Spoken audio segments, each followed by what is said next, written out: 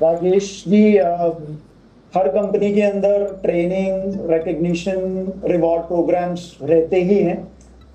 ऐसे कैसे, किस तरह के ट्रेनिंग, रिवॉर्ड्स और रिकग्निशन हम कर सकते हैं जो कि जनरली धंधा खींचने के उससे हम ये सारे करते हैं, training, rewards and recognition, but growth के हिसाब से हम कैसे इन तीनों चीजों को अलाइन कर सकते हैं सर?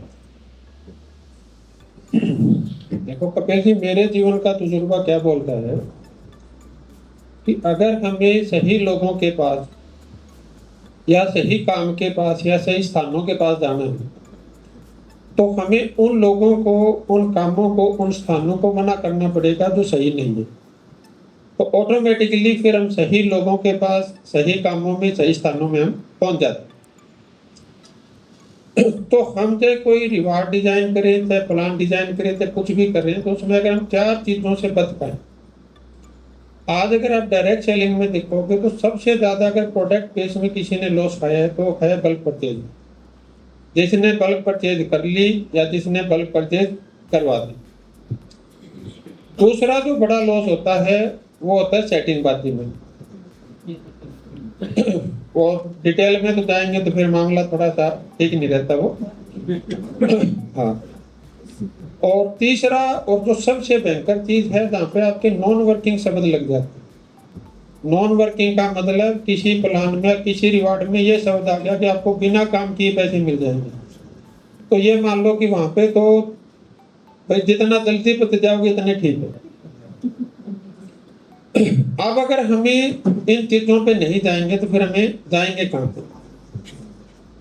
तो उसमें सर, अगर हमारा जो कोई भी नया बंदा जो एंटर हो रहा है उसको हमने कुछ ऐसा रिवार्ड दे दिया कि जिसकी वजह से वो टीम बिल्ड कर पा रहा है, वो सिस्टम को समझ पा रहा है, उसकी कॉमन सेंस डेवलप हो पा रही है, वो सही और बिना सही में फर्क समझने के लिए तैयार हो पा रहा है, तभी तो हमारे लिए वो एसेट्स बनेगा।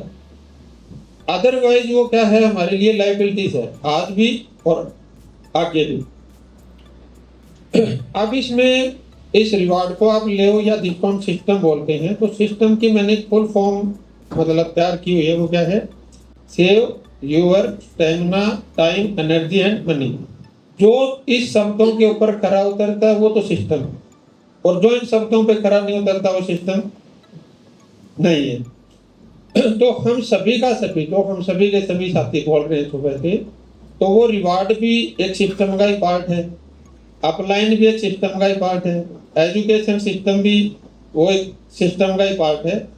तो अगर हम उस सिस्टम को उस तरीके से डिजाइन कर लेंगे कि जो नया बंदा आ रहा है उसकी कॉमन सेंस डेवलप हो रही है, उसको सही और बिना सही में फर्क समझ आ रहा है, और उस रिवार्ड के मार्फत वो अपनी टीम और अपना नेटवर्क डेवलप कर पा रहा है, तो मेरे को ऐसा लगता है कि कहीं ना कहीं हमारे लिए सही ट्रैक साबित हो सकता है।